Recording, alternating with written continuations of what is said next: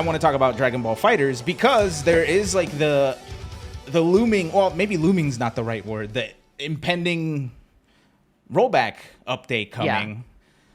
Do you think that, well, first of all, like the game, I almost said like, do you think that's going to revitalize the game? But that's not what I mean, because the game is still very much alive. You know, it's main game at EVO.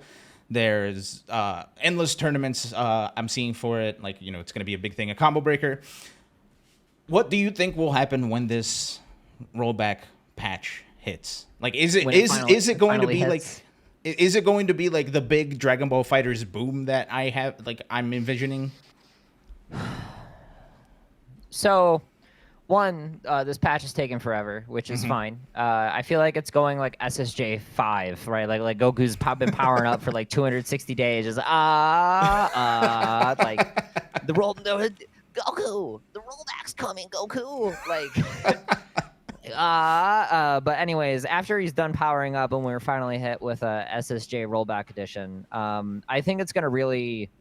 It will revive the scene, honestly. Like, I think again, revive, quote unquote. But, like, there's kind of a lull in online tournaments right now in the anime community. Strive has fallen off a little bit until the server situations are resolved.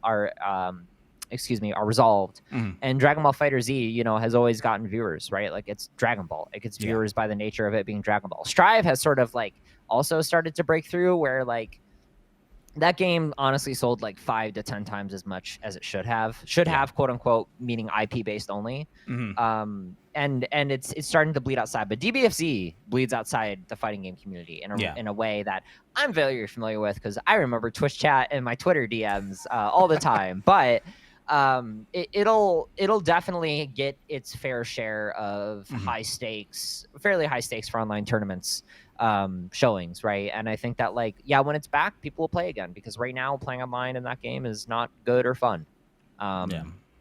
Even when delay-based netcode was around, like, that game was popping off online, always just like 10 64-man lobbies. Like, it gets around. Yeah. No, there's a part of me that really hopes that the party mode, where it's like one player plays each character, so it's a 3v3. I really hope that mode takes off, because like that would be hilarious and in a really good way. I used to have a really scrubby Ginyu, and my favorite thing to do was just level 3 people and just watch them quit after hitting them with a level 3. My favorite thing. That's great. I like that. Ginyu is such a godlike character.